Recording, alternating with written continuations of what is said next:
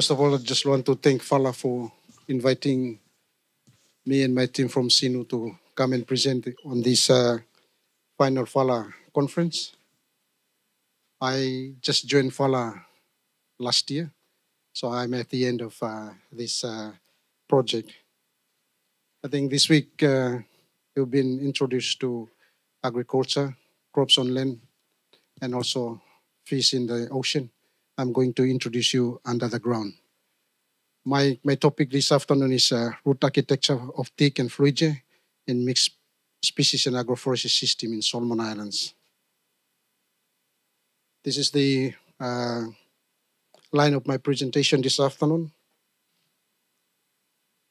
Root architecture of teak and fluidge in mixed species and agroforestry system is the title of my presentation this afternoon.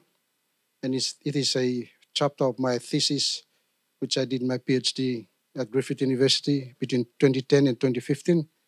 Why it was delayed for publication because it involves a lot of work in digging up the trees and the roads. The title of my PhD is Mixed Species and Agroforest Systems Introduction in Solomon Islands. I'll introduce a bit after this slide. But this PhD thesis was under a project which was funded by Australian government under the Asia project with an overall title, Improving Silvicultural and Economics Outcomes for Community Timber Plantations in the Solomon Islands by interplanting with Fluidge flexosa and other Pacific agroforestry species. So under this project, almost 4 goals there. It's investigating competition between 3 species. Between species itself is intraspecific, and between 2 or 3 species, interspecific interactions, and 3 species with food crops. And I'm doing work on agroforestry systems and the intercropping of food crops and trees. I also look on thinning regime for monoculture and mixed species plantation, which is competition above ground, and trying to understand the nutrient uptake and competition between food crops and between trees, using nitrogen and carbon, and determine commercial tree species root development for below ground competition. And we have a problem in the Solomons when the Ministry of Forestry asked families to plant trees. They don't want to thin to create space so that you have big commercial trees left behind for harvesting. And so this project also supported to address the issue. This project also providing space for agroforestry systems. So when you plant trees, you plant crops. When the trees canopy closes in, you thin to allow cropping continue. So to determine what would be the right timing to do the thinning and allow agroforestry to continue to provide crops, nutrition, and livelihood for the communities. And last is to facilitate change of food crops from light demanding to shade tolerant. So when the trees closes in, you change crops from light demanding to shade tolerant crops when the canopy closes. But the important thing is you understand that above ground competition, what about the below ground competition? And that's my topic for this afternoon. Under my PhD, I've published 3 papers. Competition for nitrogen between trees in a mixed species plantation in Solomon Islands on the Australian Forestry Journal 2017. Growth and yield of 5 years old teak and fluidge single and mixed species forest systems in Solomon Islands at Springer 2018. And third is nitrogen and carbon cycling associated with lithophore production in the monoculture teak and mixed species teak and fluidge stands in Solomon Islands on a Journal of Soils and Sediments 2019. What I'm going to present to you this afternoon is a potential journal publication as well. And I hope I will secure a secondment with Falah to have this journal done and published with Falah. A bit of background. As I've touched earlier on, Solomon Islands economy was heavily and is heavily dependent on round log export. And so the logging industry has been harvesting, degrading, and deforesting our natural forest. Around 2 million cubic meters of round log exported per year, which is quite big. Second to Papua New Guinea, although our landmass is not compared to Papua New Guinea.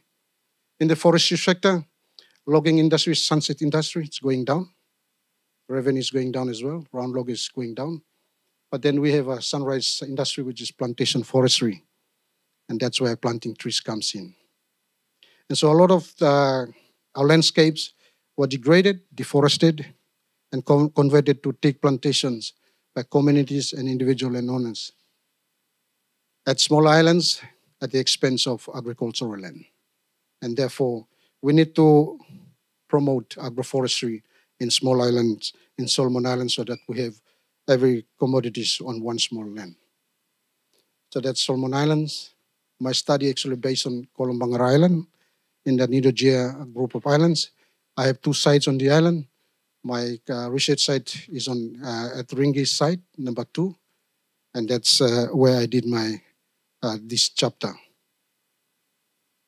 So in the early 1990s, the government actually asked the family, each individual family, to plant 1 hectare of teak across the country, thinking that teak is a high value timber and has market in the Asian countries. However, smallholder teak plantation owners were reluctant to thin their woods.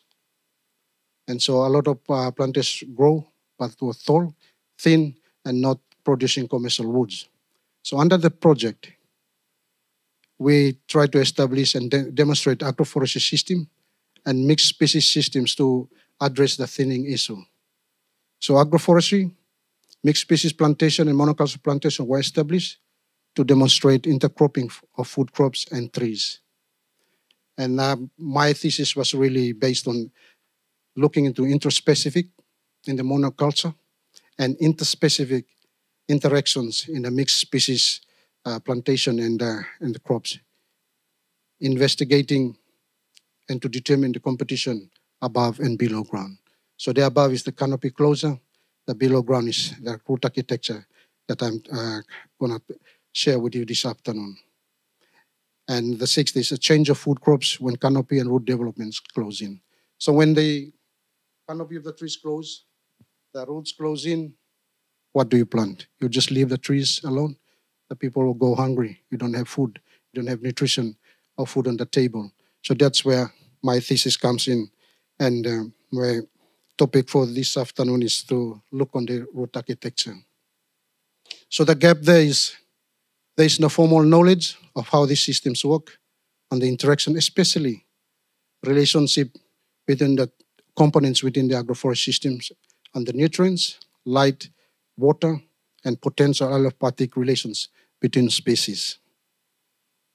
So agroforestry system, combination of traditional food gardens and conventional production forestry, practice of growing food crops along with trees for maintaining soil fertility and improving land productivity.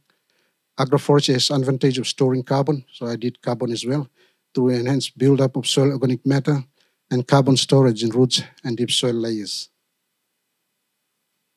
So this is one of our demonstration site, intercropping food crop. You can see taro, maize, yam between Tectona grandis, and Fluigia flexosa.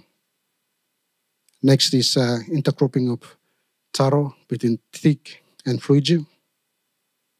We have intercropping of food crop rice between Tectona grandis and Fluigia flexosa.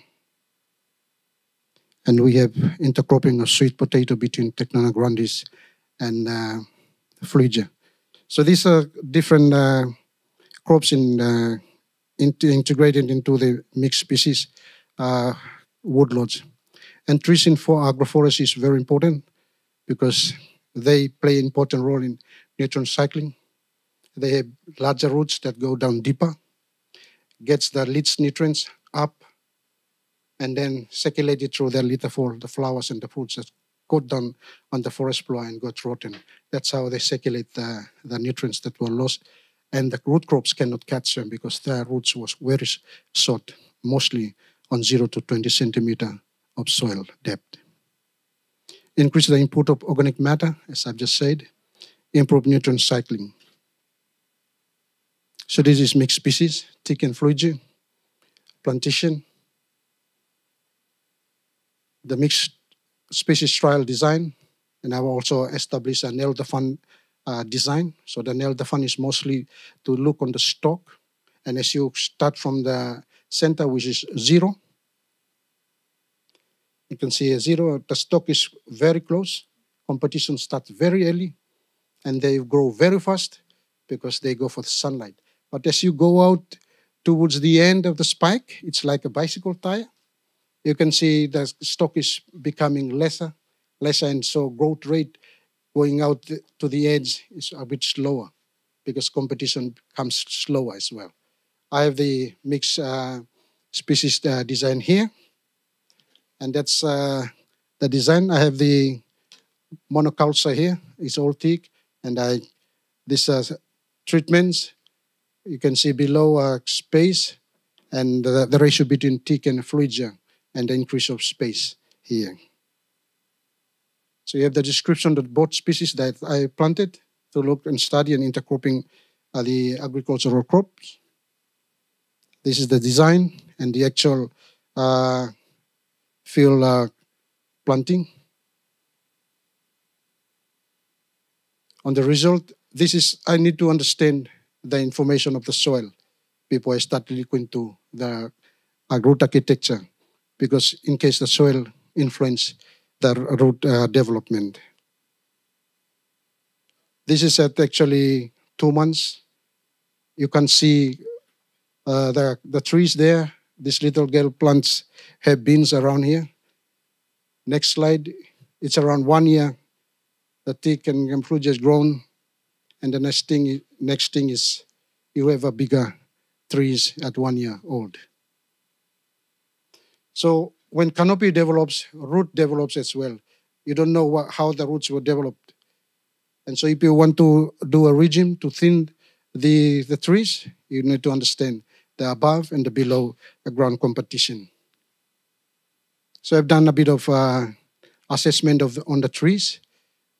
This information is for 2 years, and this row is for 4 years.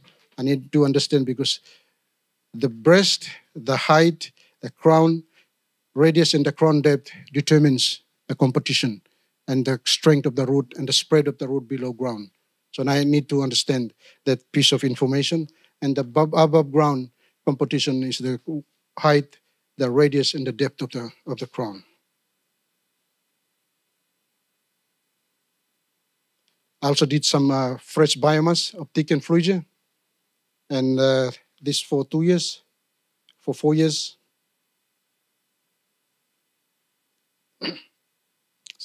And then I did the lateral and vertical root production and number of observation for teak and fluidia in the isolation plots, especially for 2 years and for 4 years teak and fluidia. And that's the information that I have. Because on the bigger project, I did an isolation for nutrient uptake. I applied the N15 label nitrogen to follow up the uptake of the vegetables, agricultural crops, grass, and teak and fluidia. And I did the balance on the loss and the uptake. I have to also do outside from that closed system to actually see if the root development are not influenced by the closed system which I established for the nutrient uptake. That's a 2 years old fluidia horizontal root topology and distribution. A 2 years old teak root horizontal topology and distribution. And that's a side view of 2 years old teak vertical root structure. Top view of 4 years old teak root horizontal topology and distribution. That's the same 3 side view and top view of fluidia 4 years old. This is a top view of 4 years old fluidia root topology and distribution. I actually use a express photo edit software to actually clean up the soil behind the roots. So you can only see the roots here. And I also did the soil, volume of soil, both teak and fluidia, actually covered. So I can understand the spread of the root system. So this is a 2-year-old mixed species plantation teak. And this is the root and the area volume of soil it covers. I dug those trees here and I looked on the coverage the root has spread across. This is a 4-year-old teak and Phrygia. The spread of the roots are here. And you can see what I put here dotted is where the roots of Phrygia and roots of teak met. That's the beginning of competition below ground. If I can go back to this one, there the roots at 2 years old were still far apart. There is no competition at 2 years old. But when it gets to 4 years, the roots now start to meet, and that's competition below ground begins. And I know when to thin the trees so that I can also create space for agroforestry crops to be planted so that the communities can continue planting if I thin the Phrygia. I also get a fresh root biomass because I calculated the carbon for teak and carbon for Phrygia in all part of the trees. And for my conclusion, teak and Phrygia have species-specific development above ground and below ground productivity. So both species have different root architecture development. Teak had twice the amount of Phrygia's above ground biomass accumulation at age 2 and 4 years, although they have similar growth rates. Both species above ground growth may relate to below ground root architecture development. Which is very important for root development, teak and Phrygia have different root topology and distribution. However, they have similar root development patterns, which suggest they are suitable for both mixed species plantations and for agroforestry systems. So these two trees complement each other from 0 to 4 years, and they start to compete after 4 years. Both species' lateral and taproots development are species-specific, and bulk of their roots occupied different soil zones and did not have significant differences in growth within age and within species across ages. On my other chapter, I applied the N15 label nitrogen to see the uptake of nitrogens, and I can confirm that competition at 2 years is not that significant, but it's beginning to significant 4 years.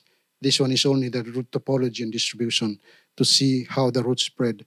The intake of the nutrients is another chapter which I already published. Number 6 is both teak and Phrygia root biomass had 87% increment between 2 and 4 years and had 22 to 22% of root biomass over total tree biomass at both ages. This means that the biomass of both trees from second year to fourth year doesn't go different. If one biomass decreases, that means competition already started. But they both develop the same biomass at 2 years, no significant difference at 4 years, that means competition is not there. Both still enjoy each other, and therefore the agricultural crops will do the same as well. Number 8, however, this can be controlled by better practices involving initial spacing and thinning intervention to maintain growing space for cropping needs beyond 4th year. So I identified that at 4th year, competition start to begin.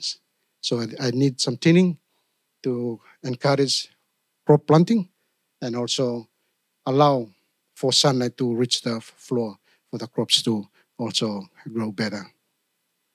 Such new knowledge can contribute to Falah farming practices to promote multiple products and ecosystem services in a small area.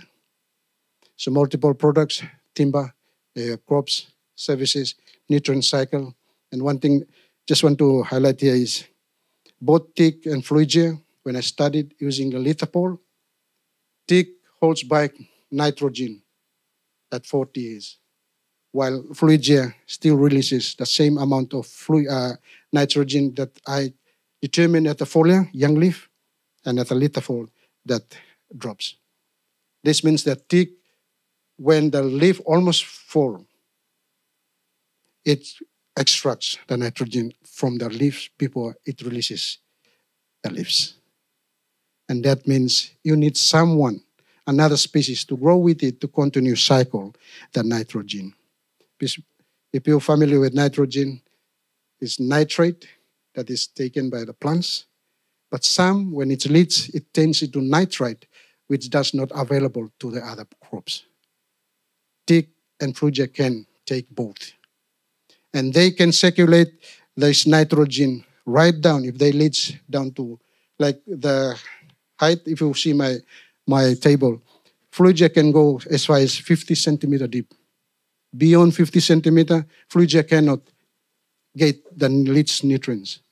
But teak goes down below as 1 to 1.5 meter. This means teak is a good combination to frugia. Where frugia roots don't reach the nutrients, teak go deeper to take it, and they cycle it through their litter pole to cycle the nutrients and make it available to the agricultural crops. So future research, similar studies can be carried out in the future to determine the mid and end rotation, and that is a study which I want to have a master's or PhD student at Solomon Island National University to do it. And it can be also, teak is an exotic species to Solomon Islands. Frugia is a local species, but we can also do it to other crops and trees, or fruit trees, or commercial interests, or cultural interests. That study can be done across our countries. Thank you.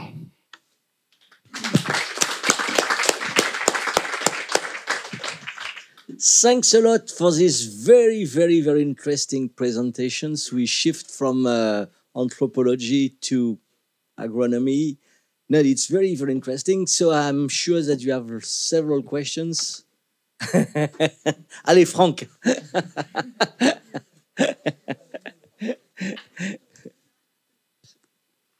Thank you. A different kind of attack, not teak, to my question.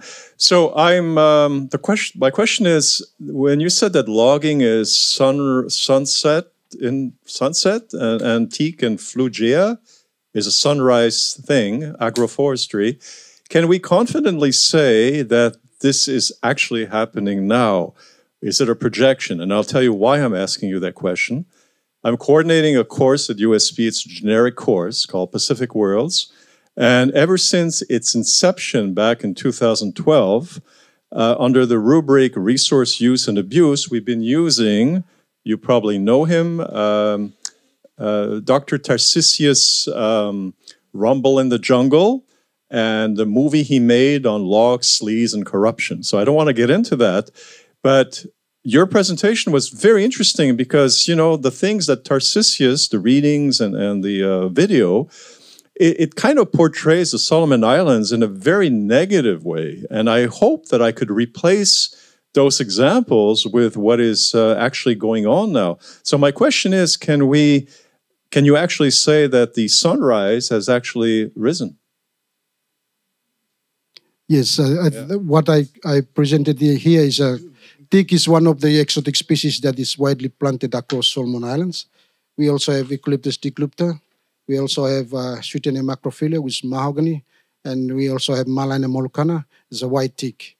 And these species are being planted across the country. They've been introduced in 1950s and has been planted by the Solomon Island government across its registered land.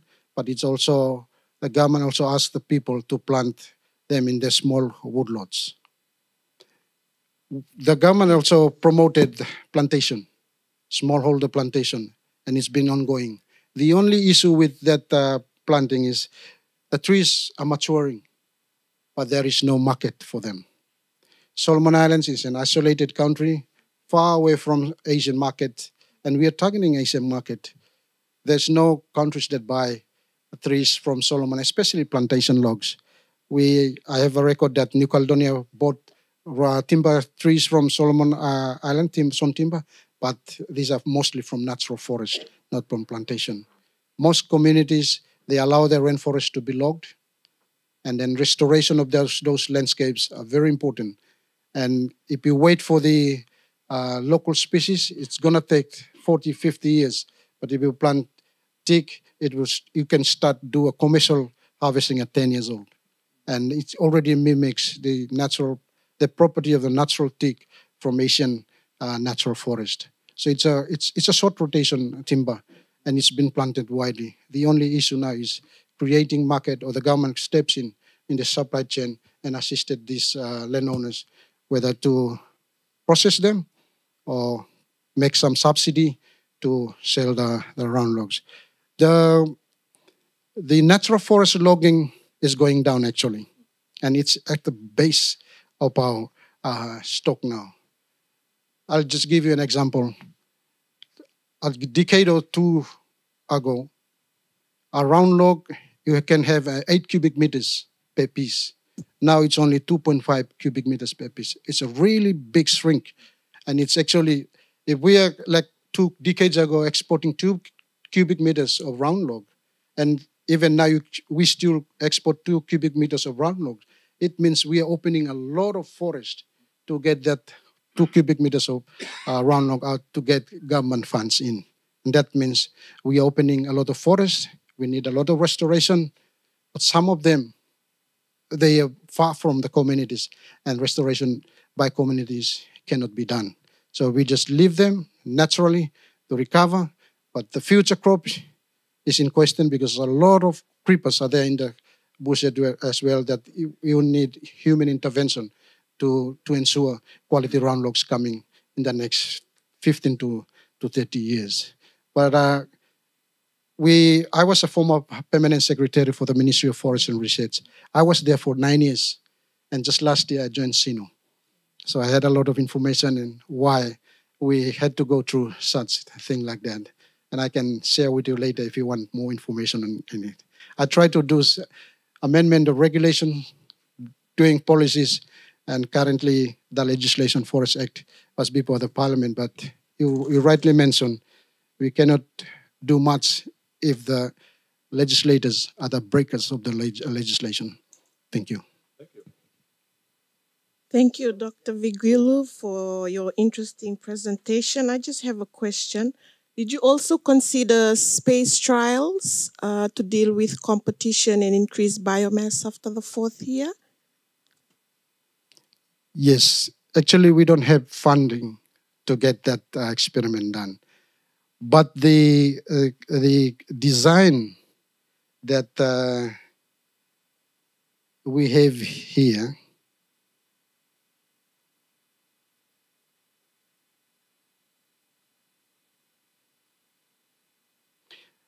this nailed upon actually is a space trial design. So like this number 1 here is a close 450, sorry, this is not the thing, but this is a very high stock, roughly about almost 2,000. And then it drops up until you reach 300 stems per hectare around here. So it's actually, you don't need to plant a lot of different plots with different spacing. You're just walking from outside and you say, okay, this is 300 stems per hectare. And then you move to next spike, it's 400 stems per hectare. And you can see the impact of high stocking that has on the crowns, the branches, the cylindrical of the stem, and the tapering of the stem. So space and density or number of species actually have impact on the growth of trees. So we are actually planning to establish another Neldapan closer to our campus in Honiara, at one of our land west of Honiara, to access this type of design for spacing, which is very good for thinning trials, spacing trials, and also biomass. So you can actually calculate the biomass of the stocks as you walk in for different stocks and spacing. Thank you.